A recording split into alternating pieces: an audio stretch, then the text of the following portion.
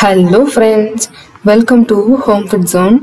இன்றைக்கி இந்த வீடியோவில் ரொம்ப டிஃப்ரெண்ட்டான ஒரு ஈவினிங் ஸ்நாக்ஸ் ரெசிபி, நல்ல ஃபில்லிங்காகவும் இருக்கும், ஹெல்த்தியானதும் கூட. இதை எப்படி சேர்ந்தால் பார்க்கலாம். இதை செய்கிறதுக்கு ஒரு பேனில் 3 கப் அளவுக்கு தண்ணி ஊற்றி சூடு பண்ணிக்கோங்க. தண்ணி நல்லா கொதிச்சு வரட்டும். இந்த சமயத்தில் 1 கப் அளவுக்கு சோயா சேர்த்துக்கோங்க.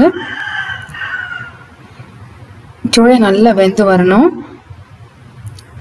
ஹை ஃப்ளேமில் வச்சு ஒரு 2லேருந்து 3 நிமிஷம் வரைக்கும் நல்லா கொதிக்க விடுங்க. இது நல்லா வெந்ததும் இப்போ நம்ம வெளியில் எடுத்துடலாம். தண்ணியெலாம் சுத்தமாக வடிச்சிட்டு இதை எடுத்து தனியாக ஆற வச்சுருங்க.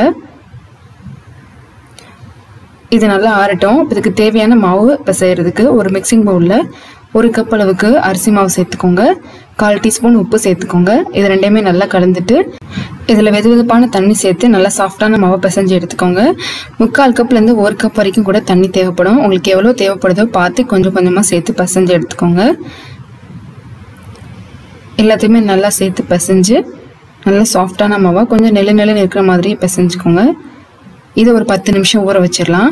இப்போ இதுக்கு தேவையான மசாலா அரைக்கிறதுக்கு ஒரு மிக்ஸி ஜாரில் 15 சின்ன வெங்காயம், 1/4 கப் அளவுக்கு தேங்காய், ஒரு 6 பல் பூண்டு, 1 டீஸ்பூன் சீரகம், 1/2 டீஸ்பூன் சோம்பு சேர்த்துக்கோங்க. இது கூட 1/2 டீஸ்பூன் அளவுக்கு மிளகாத்தூள், ஒரு 1/4 டீஸ்பூன் மஞ்சள் தூள், 1/2 டீஸ்பூன் கரம் மசாலா சேர்த்துட்டு ஒரு 1/4 டீஸ்பூன் உப்பு சேர்த்துக்கோங்க. இதில் தண்ணி எதுவுமே சேர்க்காம கொஞ்சம் கொரகொரன்னு இது மாதிரி அரைச்சி எடுத்துகிட்டு வந்துடுங்க.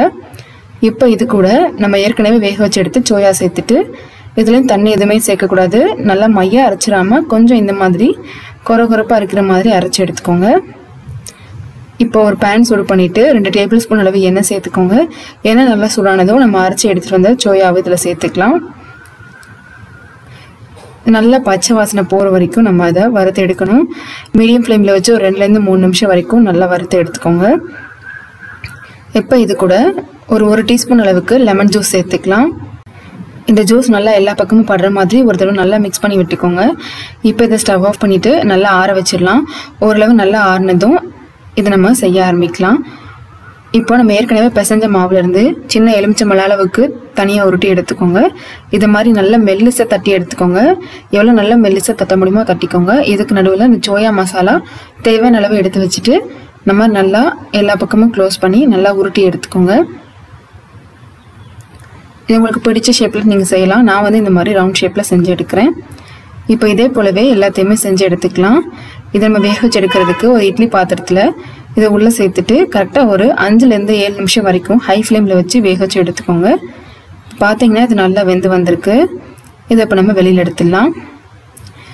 ரொம்ப சூப்பரான ஒரு ஈவினிங் ஸ்நாக்ஸ் ரெசிபி. வழக்கமாக நம்ம செய்கிறத விட நல்லா டிஃப்ரெண்ட்டாக இருக்கும். கண்டிப்பாக இதே மாதிரியே நீங்களும் செஞ்சு பாருங்கள். இந்த ரெசிபி உங்களுக்கு பிடிச்சிருந்ததுன்னா லைக் பண்ணுங்கள், ஷேர் பண்ணுங்கள், கமெண்ட் பண்ணுங்கள். கண்டிப்பாக ஹோம் ஃபுட் ஜோனுக்கு சப்ஸ்கிரைப் பண்ண மறக்காதீங்க. இதே போல் நான் நல்ல ரெசிபியோட நாளைக்கு உங்களை மீட் பண்ணுறேன். அது வரைக்கும் பாய்.